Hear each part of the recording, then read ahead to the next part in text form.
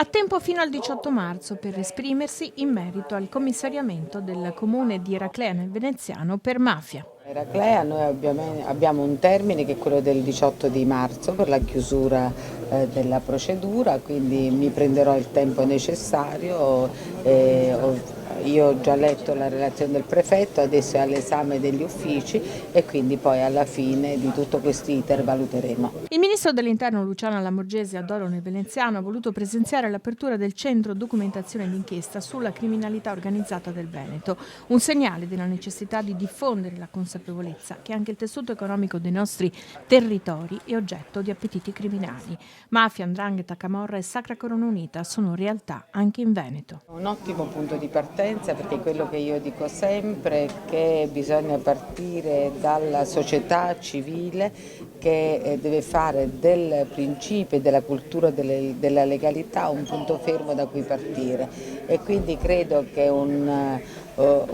un'attività come questa che verrà posta in essere di studio e di monitoraggio possa essere di utilità anche come studio del fenomeno. C'è sempre una prima volta, purtroppo la mafia e l''ndrangheta si insinuano nella società civile, è un problema che investe tutte le realtà del sud, del centro e del nord, e quindi purtroppo, se si dovesse verificare, è un modo anche per sanificare un territorio, non va mai visto in negativo, ma va visto anche come una ripresa di un territorio su quei principi di legalità. Studi ed analisi utili a capire il fenomeno, anche se è pressante la richiesta di incremento dell'organico giudiziario e delle forze dell'ordine. Lapidario, procuratore capo di Venezia Bruno Cherchi, nel richiedere al governo rinforzi. Ho detto che nell'ultimo provvedimento sulla giustizia penale approvato giovedì scorso il ministro Bonafede ha parlato di aumenti di organici,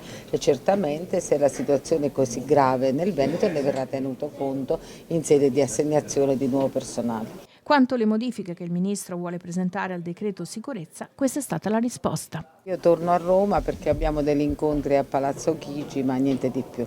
Grazie. E sui decreti sicurezza? Grazie.